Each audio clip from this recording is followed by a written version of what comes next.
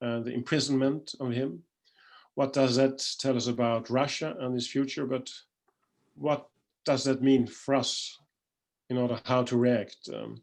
With me, we have Katarina Tratz, who is Executive Director of Stockholm Free World Forum. And we have our guests, Bill Browder, Head of the Global Magnitsky Campaign. And we have Karolina Vendil Pallin, Deputy Research Director at the Swedish National Research Institute. You're all welcome, and I would like to begin with you, Bill, and after that, Karolina. But you can speak about what you would like to do, of course. I can't hinder you anyway. Okay. But what does this tell us about Russia? What does it mean for Russia? Well, so let's first of all introduce the characters here. We have Alexei Navalny. Alexei Navalny started out as a sort of an anti-corruption activist, and I've followed Alexei since many years in Russia, and he started out by exposing corruption in Russian companies, and then eventually he started to expose corruption in the Russian government, and then he became what I would call a major political figure in Russia. And the reason he's become a political figure in Russia is because corruption is probably the single most important issue facing the Russians. Russia, in theory, should be a wealthy country. They have enormous natural resources. It's a highly educated country. They have infrastructure. But because of the corruption, you end up with 1,000 people who have taken all the resources of the country. And you have 140 million some odd people who are living in poverty. And so as a result of that, Alexei Navalny's anti-corruption work has catapulted him into a position of real political significance. And it doesn't hurt that he's also a highly charismatic individual, a brave individual, and a telegenic individual. And so putting all of this together, he has created a following, and I would argue a very real following. And he also was able to do this in a time when Putin was trying to do everything possible to stop anybody from creating a following. And so you have, but Putin is a dinosaur, and he lives in the old world, and he doesn't have the world has changed faster than Putin understood it. And so while Putin was busy broadcasting his bare chest on state television, you had Alexei Navalny, who was on YouTube that they weren't controlling, and on Twitter and on Instagram and on Facebook. And so when Alexei Navalny puts a show, a video about corruption on his YouTube channel, 5, 10, 15 million people will view it, more than would be viewing state television. And so they couldn't control him in terms of his message through the media. And the only way that they could control him was by basically charging him with trumped up crimes in order to keep him officially off the ballot. But this guy, if there was an election held in a democratic situation in Russia, Alexei Navalny would be the president of Russia. And so for a while there was a status quo, but then you had this Belarus situation, and the Belarus situation scared Putin more than anything, because Putin looked at what was happening in Belarus. You had a dictator who'd been there for even longer than Putin, who was getting effectively kicked out by his people. And Putin thought to himself, Alexei Navalny could be doing the same thing to me. And that was the point at which Putin made the decision to escalate, not just prosecute Alexei or put him on probation or whatever, but to escalate. And the escalation came, as we all know, 5 months ago, when they poisoned him with Novichok. And make no mistake, that the poisoning of Alexei Navalny was an act of desperation, not an act of confidence, and they intended to kill him. There was no question about that. And all the evidence has emerged since then is they intended to kill him. But like many things that the Russian government did, they did it badly. They did it incompetently. And their assassination attempt went wrong because instead of him dying on the airplane between Omsk and Moscow, or Tomsk and Moscow, the plane landed in Omsk a half hour later, and some paramedics who weren't instructed as part of the conspiracy gave him some atropine, which is a anti-poison thing, and he survived. And so he ended up surviving, going to Germany, and then Putin said something else, which was he thought, okay, if we couldn't kill him, let's at least create a situation where he's just another oppositionist in exile. And they said, if you come back to Russia, we will arrest you for parole violations. So he was on parole from the trumped up crime that they had trumped up in 2014, which, by the way, the European Court of Human Rights has declared to be a political conviction. He was in Germany because he was recovering from the Russian government's assassination attempt, and they say they're going to arrest him, and any rational person would have stayed out of harm's way. But Alexei Navalny is I would say not a rational person. He's a true leader, a hero, a sort of a generational figure like Nelson Mandela, and so he did something which Putin never expected, which is he wasn't afraid of poison and he wasn't afraid of arrest, and he went back to Moscow. And then Putin was faced with an impossible situation, because if he didn't arrest Navalny, he would look weak. But if he did arrest Navalny, then both people in Russia and the Western world were going to be outraged, and Putin was going to pay a price in both places. But he had to arrest Navalny, so he arrested Navalny. And so now Putin is faced with a terrible situation, and he's a hostage to this situation, which is on Saturday, there's going to be demonstrations in Russia. And we don't know how big they're going to be, but I expect they're going to be big. And at the same time, you have every Western leader who, and I really mean every Western leader who went through the whole ordeal of watching Alexei Navalny almost killed, and has gotten to know him through that experience. And then now they want to arrest him instead of prosecute as killers. And so there will be consequences. And I just finish off by saying, what should be the obvious consequences? You need to do something that's going to punish Putin, not punish Russia, but punish Putin.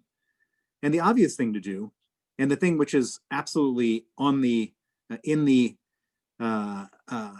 toolbox to do, is to freeze the assets and ban the visas of the individuals. And I'm not talking about the mid-level individuals. I'm talking about the oligarchs who fund Putin and keep him in power and look after his money, to fund his oligarch trustees. And Alexei Navalny made a list of these people before he left Berlin. And so it's obvious that the Magnitsky Act, which is now in place in 31 countries, should be applied to the list of people that Alexei Navalny has made, which includes all the kleptocrats who are close to Putin who look after his money. And if we really want to make Putin pay a price for what he's done, that's what should be done. And I will now hand it over to Carolina or whoever. Very short before that, could one say that the arresting of Navalny is also a sign of weakness and fear? It's a sign of Putin has been backed into a corner. He backed himself into a corner. He has no capacity he can't look weak. So if he looks weak, everybody will come after him. That's the end. Russia is like a prison yard. Any sign of weakness, that's the end. At the same time, by going after Navalny, he creates this impossible situation for himself where the people of Russia, and there's a lot of people in Russia, the young people in Russia in particular, who are huge Navalny supporters, are going to rise up. And then the people in the West are going to make Putin bear a price. And he really is stuck. He's completely stuck. He's operating in a terrible situation. And he may have lit the fuse, and we don't know yet. He may have lit the fuse like what's happened in Belarus. Let's see. But he's definitely stuck where he is. Carolina, please. Well, thank you, and thank you for inviting me. I very much look forward to the discussions. I'll be very brief, and also because I think Bill said most of what needs to be said, so I don't know what I can add. But with the risk of sounding like a broken record for the Swedish audience, I do believe it's worth pointing out that the way the Russian leadership has reacted tells us that Russia has indeed become an important leader in Russia. Just as Bill said, he's a major actor in Russian politics by now. And it's possible to say this in spite of the fact that Dmitry Peskov recently said that the Kremlin is not afraid of Navalny, that it's ridiculous. And Putin's statement just about a month ago at his yearly press conference, when he said that Navalny was not important enough for the FSB to poison him. I'll just leave that comment hanging a bit because it's indeed remarkable. The measures that they've taken in order to hinder Navalny from returning tells us a great deal. They even redirected the flight. The number of court cases that are pending against Navalny, the clampdown on his political movement that's been ongoing for some time now and has intensified. And then the very fact that the Kremlin appears to be ready to pay a very high price when it comes to Russia's relations with the outside world in order to silence Navalny. I mean, this suggests to me that the Kremlin indeed sees him as a threat, whatever they say. And why is he a threat? Well, Bill pointed this out very eloquently. He's an alternative to Putin. The Kremlin strategy has very much been to make sure that there's no viable alternative to Putin. Respected pollsters in Russia, they talk about the support for Putin that we always see as his good ratings as low intensity support because there is no other alternative, basically. And this is, of course, the reason why Putin and his press secretary, they go to considerable lengths to refer to Navalny not by his name, but rather as the blogger or the Berlin patient. It's a way of making him into a non-entity. And this strategy has now failed. It's failed in 2021. And it's this year when Russia is getting ready to go to a new parliamentary election, where United Russia is under considerable pressure, where the figureheads for the artificial opposition, they're almost all of them in their 70s. And perhaps I wouldn't use the word dinosaur, but it's an aging political system, I would say. And this puts the finger on what's always a very sore point in authoritarian system, and that's the transfer of power, because there are no established rules for how you go about that in authoritarian system. And add to that the fact that Navalny has a very young appeal. He's appealing to a younger voters. I would say that that's what makes the Russian political leadership extra anxious at this time. They want to maintain political control. I am not quite as optimistic. I would venture that they are actually ready to pay a very high price, both in domestic terms and on the international arena, in order to keep political control. Whether they'll be successful or not, that's another matter. But I think they are prepared to pay a very high price. So I'll stop there. Thank you very much. Let me just follow up, just to clarify, and I think we understand what you mean, but still, paying a high price, develop that, but also develop the price. Well, I mean, in domestic terms, it has consequences for the possibilities to achieve growth, innovation, to reform the political and the political system, but also the economy, which Russia is in dire need of. And then on the international arena, I mean, I don't think Navalny's arrest now actually does very much to make the situation more difficult for Russia. I think it hit rock bottom already in August, September. And I see very little in terms of the situation ameliorating in the near future when it comes to Russia's relations with the West. And I think it will also push Russia into China's arms. Yes, I think it's very important to underline the threat against growth in Russia. I just saw that the foreign direct investment, the level of foreign direct investments in Russia are the lowest since 1994. That has a lot of reasons in these days, but still. Katarina. Oh, thank you to both our speakers for this. I have some follow-up questions to you. I'll start with Bill. It's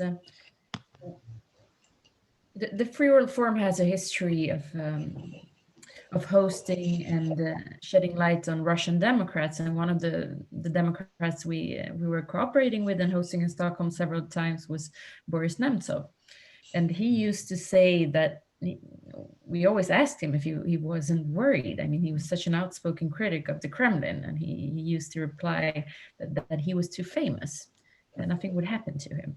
Yeah. So I would like to hear your reflections on that with regards to Navalny, who has reached an entirely different audience, given his methods, his appeal, as you mentioned, and the fact that he's been using social media so effectively. Also, I would like to hear your thoughts on the fact that Navalny now been taken to the same prison where Sergei Magnitsky was murdered, and what this means, and how we should interpret this.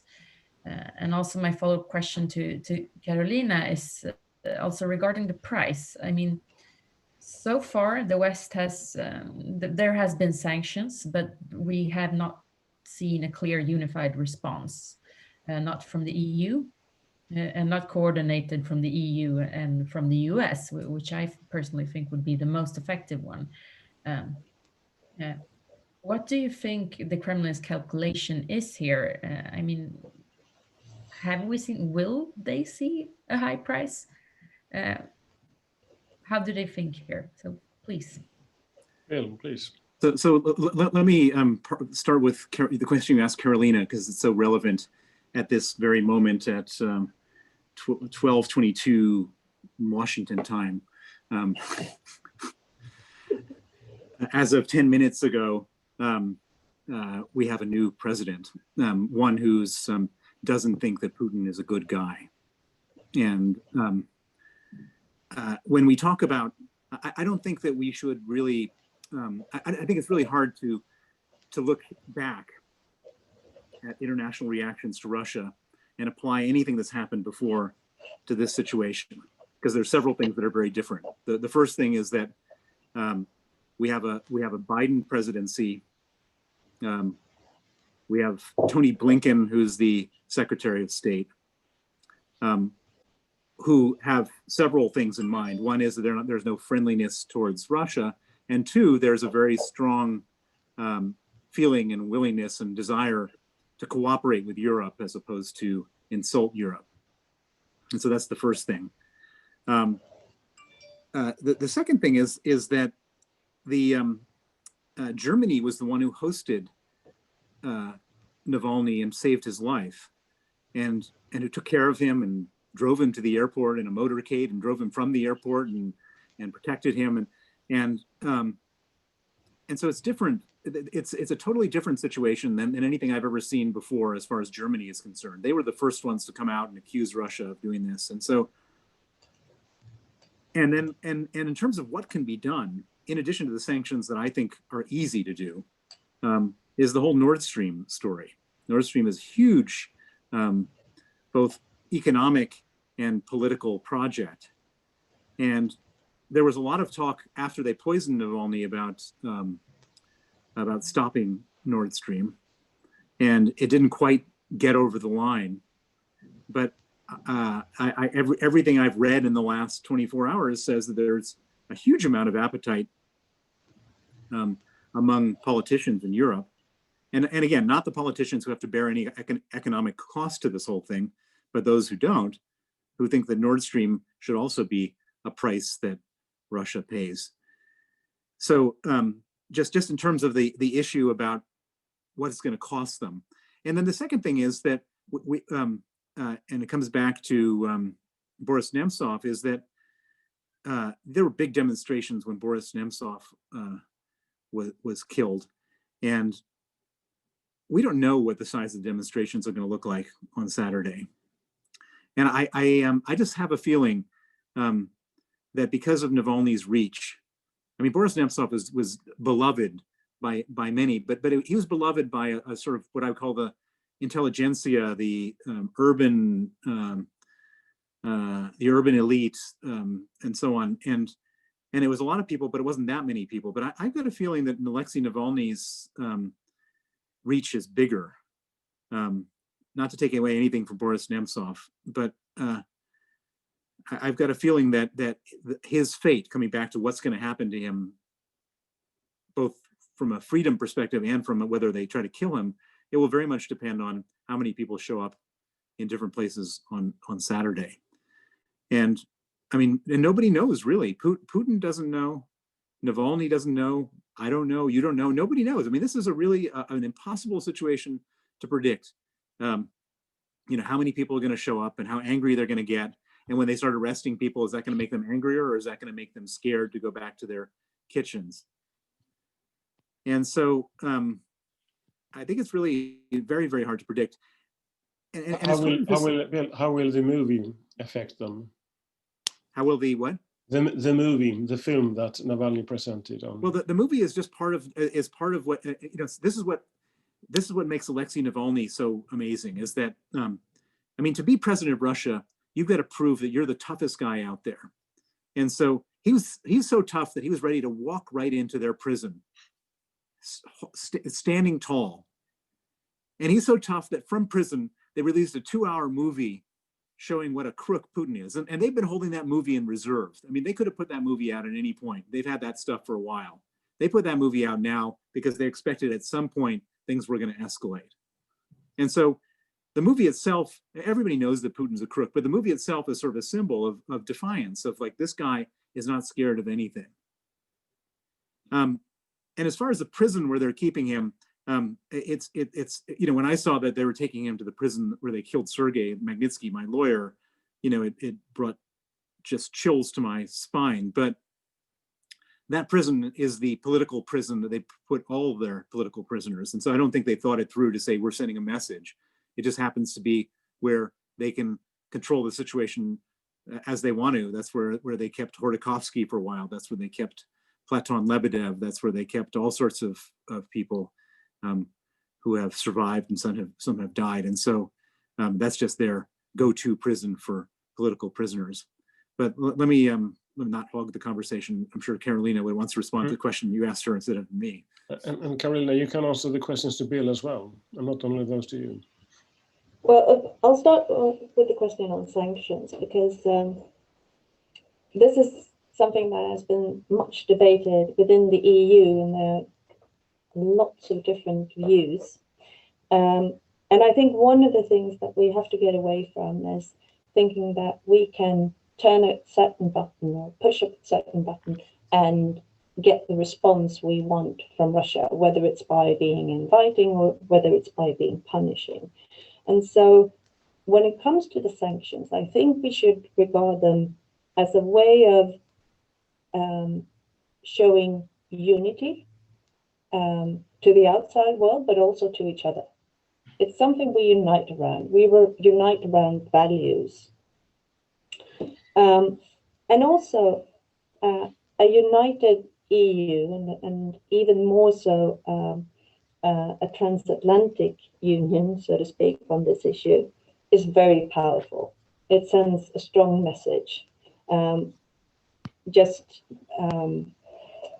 as an aside, when NATO was first formed, it didn't have a lot of forces under its command. It was an alliance. And it was the fact that it was an alliance that scared the Soviet Union more than anything else, because when we unite, we're strong. And the other thing I think we need to make sure is that these sanctions are long-term, because in a short-term perspective, Russia can certainly manage these sanctions. But in the longer term perspective, they do pose a problem. And again, it has to do with the economy and not least with technology transfer. This is something that Russia is troubled by. They don't want to remain more behind in the technology development than they already are. And so I think this is what troubles Russia most with the sanctions. And I think it's a very good idea to have them as pinpointed sanctions rather than sanctions that that would make it difficult for the Russian population on a daily basis. And I certainly agree with Bill that the situation now is very different, both because of Biden in the White House, but also because of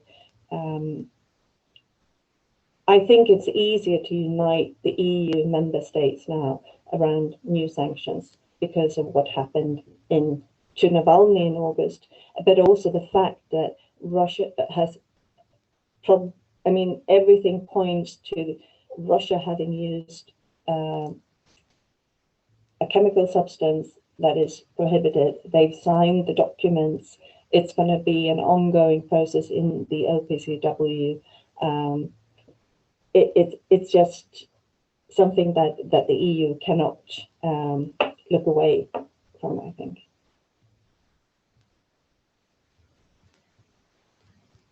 Katarina, what would be your answers to your questions? My answers to my questions. No, you should never put a question without knowing the answer.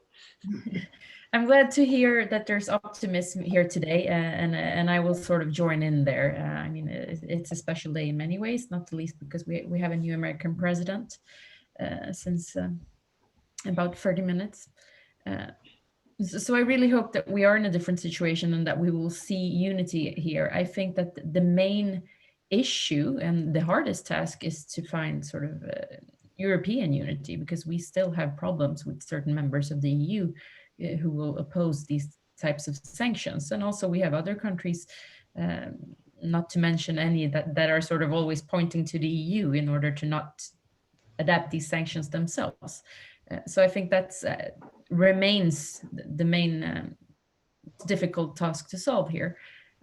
When it comes to transatlantic unity, I mean, the situation is much better as of today than it was yesterday. I hope that we will see an alliance, as Carolina mentions, between the US and Europe and the EU on these issues, and that it will also include how we confront and how we react to Russia, but also how we confront and how we react to China, because those two are sort of the defining issues of our time. And I see that the Magnitsky sanctions are very adaptable to both countries and to violators of human rights in both places. So I will join in the optimism here today. Mm-hmm. May I ask you all, what sort of impact does it have that we have a new president in US? How will it impact Putin? I mean, the easy answer is that now he has someone who is not trying to be a good friend with him. But is it sure what the conclusion of that is? How will that impact Putin? And also, how will the new administration in the US impact the opportunities for United Europe? I think Carolina, you touched on that issue, but it would be good to hear you all develop that. And maybe also, Katarina said you joined in with optimism, but are we optimistic just now? I think, as I see it, I think it is a balance between optimism and pessimism we are facing. But let's have a round on those questions and reflections. Bill. Well, I'm afraid I'm not optimistic at all. Not because of the political situation, but because we're in a desperate, health and economic situation, and everybody is inwardly focused. And when everyone is inwardly focused, dictators do bad things because it's very hard to spend our time focusing on the bad things that they're doing, and we've seen this everywhere. We've seen this going on all over the world, and so, I mean, it's interesting. My main activity in life is to go around the world and try to get Magnitsky Acts passed in different countries, and even though I haven't been able to travel in the last 12 months, I've actually achieved more in my Magnitsky Act campaign than I have in any other year in the last year, for one simple reason, not because of anything I'm doing, but because bad actors across the world are doing so many bad things that there's such an unbelievable hunger for justice and some way of addressing that the Magnitsky Act has become almost self-fulfilling. And the EU finally, after 10 years, 11 years really, of campaigning, finally did the EU Magnitsky Act. The Australians are doing the Magnitsky Act. I was just this morning with the Parliament of New Zealand. They're going to put together a New Zealand Magnitsky Act. There's going to be a Japanese Magnitsky Act, and it's great. I feel great that we're getting all these Magnitsky Acts. But the reason we are is because the world is in such a terrible place, and such bad things are happening to so many different people in so many different places, and Saudi Arabia and China and Russia and Belarus and Venezuela and on and on and on. And so it's hard to be optimistic about anything. We can be optimistic that we now have a president of the United States, of the free world, who cares about these things. Donald Trump just didn't care. He just didn't care. There are people in his administration that cared, and I can look at some of the things that his administration did with great validation. I mean, they declared a genocide for the Uyghur people. That was the only people who in the world who said that was the U.S. That they sanctioned people. They added something like 200 people and entities to the global Magnitsky list, and so there are people that care. But I do think that with a president that cares and bad things going on, it leaves less room for maneuver for the bad guys. And as far as how Putin thinks about this, Putin's not happy at all. Putin is not happy about Biden whatsoever. Mm-hmm. He is absolutely not happy. He showed. I mean, he pretends. Oh, I don't know. I can't say that name of Navalny and so on and so forth. But he's pretty transparent. I mean, the fact that he was the last world leader to congratulate Joe Biden is really a complete tell for what he really thinks. Mm-hmm. He's scared to death of a united front. Not and a united front that will contain Vladimir Putin, and it's easy to contain him. All it requires is just unity. Vladimir Putin controls an economy the size of the state of New York. His military budget is 90% less than the U.S. military budget, and 80% of what's there gets stolen. He can't fight a military battle with the West and win for more than a day. And so he's playing with a very weak hand, and the only thing he can do is sort of go around and divide and conquer and poke people and jump out from behind a stone. But if we decide that we're united in containing him, then he's got a real problem. Good. Regarding your achievements on the Magnitsky Act and the traveling, don't forget all the travels you did have before. I think they are paying off now, and well, I know that very specifically, so it's. Well, indeed, I went to Brussels like 40 times in pre-2020, yes. And so all that time I invested finally came to fruition. Yes, you sure did. Katarina and then Carolina. And no, I will hear Carolina first, and then I will comment. Okay, I just thought we could discuss a little bit about this optimism and pessimism, because in my view, I think we should be optimistic as well as pessimistic these days. And you need to be both in some way. Carolina. Well, I'll be optimistic when it comes to what we can do now internationally. I think one of the things that we should stay clear of is trying to come up with a quick fix. What we need to do now is to take care of our institutions, both domestically, but also on the international level. And this takes time, it takes a lot of effort. Unity is a key word, I think, here. So building the resilience of our institutions, that's the number one thing that we need to do. When it comes to the pandemic, my impression is that rather than having changed a vector of development, it has intensified and accelerated many of the developments that we could already see. And so certainly in authoritarian countries, Russia included, the trends that we'd already seen with increased surveillance, political control, etc., it's just accelerated. So I'm optimistic with Biden in the White House that we can rebuild our institutions and make them more resilient. When it comes to Russia, I'm more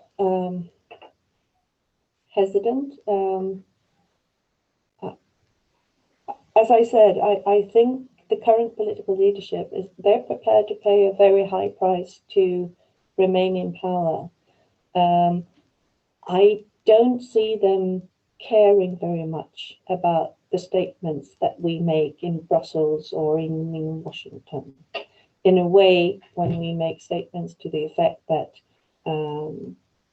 they violated international law, they almost seem to take it as a sign that they're doing the right thing, that they're protecting Russia. So I'm not very optimistic when it comes to Russia changing its course anytime soon. I'm sorry, I wish I could be more optimistic. But. Katarina. No, I will follow up on that and echo it also. My real concern here is that we will sort of once again end at statements. We had many angry, disappointed, sharp statements throughout the history when Russia's been acting, and we've seen some sanctions and so forth. But I think one of the key issues here and the key players is definitely Germany. And I mean, this is really an opportunity, I would call it, for Germany to pull back the Nord Stream 2 pipeline. Because I mean, we heard voices being raised for it, but we didn't see action when he was actually poisoned. If we don't see it now, I really don't know what has to happen in order for them to pull out. And of course, Germany has put themselves in a difficult situation with where they have gone so far already. But I would sort of describe it as an opportunity for German politicians. Shall we have a last round about what we think about Russia? We have Carolina touched upon that, and in some way I do feel that things will get worse as long as Putin is there, because he makes things worse. But what can we say about near and long-term development in Russia? Maybe we should use only 2 minutes on the short-term and long-term, 1 minute for each, so to say. But we are not Stalinistic about that. But please, first Bill, then Carolina, and then Katarina. Well, so very, very simply, the Russia is a oil and gas and metals country. The price of oil and gas is probably not going up. It's probably going to go down. If you look at the long-term prospects of oil companies, nobody seems to be bidding up their stocks, and that would be the same true for Russia Inc. And they've created such a hostile environment that the economy there's no entrepreneurship, there's no economic growth, there's no vibrancy at all, because if you start a business, the crooks take it away from you. And basically everything always stems from money and economics. So people are hungry, and if they're hungry and angry, that's not a good combination. And Putin's tactic for dealing with that over the last 20 years has been distraction. He wants to distract people by creating enemies, domestic and foreign. And the worse things get economically, and they're going to get worse economically, the more of an incentive he has to create distractions. And that's what Ukraine was all about. That's what Syria is all about. That's what all of these actions are all about. And so I think that his incentives to cause more international trouble are only going to increase as the economy gets worse in Russia. And so from a Western perspective, our approach has to be the more his incentives increase, the more our incentives are to contain him. And that has to be the long-term Western approach towards this guy. Carolina? Well, first of all, I just want to bring one thing to the discussion. Bill mentioned Ukraine and Syria. I think we need to keep in mind that Russia has a strong military instrument available, and it has demonstrated that it's prepared to use it. We can't lose sight of that. It's just the reality of it all. Having said that, I'll actually end on a positive note anyway about Russia.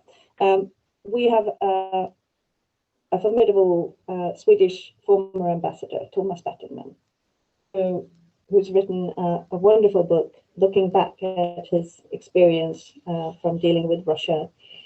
And one of the things that he concludes is that we've always been a bit late. So when Russia, or formerly the Soviet Union, when it's turned worse, we've been slow in picking up on the signals. We were much too slow after Putin had his speech in Munich in understanding where Russia was heading. But we've also been very slow when Russia changes for the better to invite them and take advantage of that. And so, I mean, I hope for Russia, and I hope that it will change into another country. And we need to be prepared and to recognize the signs when that happens one day. But also, of course, be vigilant, I would say, in the situation that we're in right now. Katerina? When it comes to Russia's destiny and the topic of this conversation, namely the future of Alexei Navalny, also I think that Russia's future is intertwined with the future of Navalny, with how Democrats will succeed and how they will be treated. Unfortunately, I'm very concerned by his imprisonment, because as long as Vladimir Putin is there, he's turning more and more desperate, and the desperate man is a dangerous man who has less and less to lose. And as he sort of feels that he's not only struggling for remaining in power, but also struggling for his life, who knows what can happen. But I think what happens with Russia is depending to a large scale on what happens with its democratic movement. And to sort of turn this into a positive note, I mean, nobody has reached such an audience as Alexei Navalny. No Russian Democrat has become as famous as he has. And how he succeeds now also depends on how the West and on how other countries are reacting to his imprisonment. So in that, I'd say that the leaders of the Western world have a very large responsibility now to go beyond statements and go beyond nice declarations and words and actually act. Thank you. So maybe we should include Bill in a very typical Swedish compromise. There is reasons for being pessimistic, but there are also reasons to be optimistic. Yeah.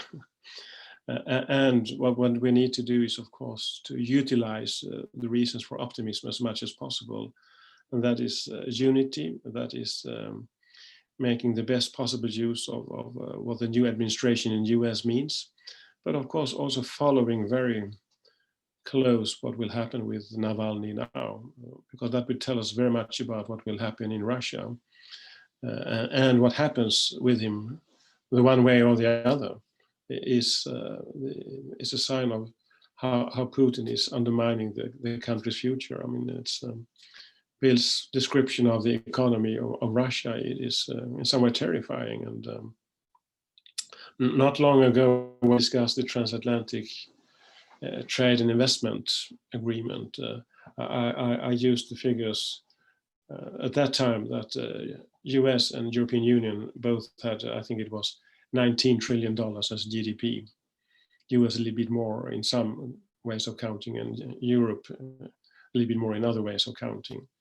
And China had $8 trillion, and Russia had $2 trillion GDP. Today, US and European Union, I think US has $21 trillion and European Union $20 trillion, quite much, and much more than the $12 trillion China has. So that tells us about a little bit of the economic power. But Russia has $1.5 trillion. And this is in some way, if you look at this very big geopolitical development, it is undermining Russia, but also challenging, of course, a regime like the Putin regime.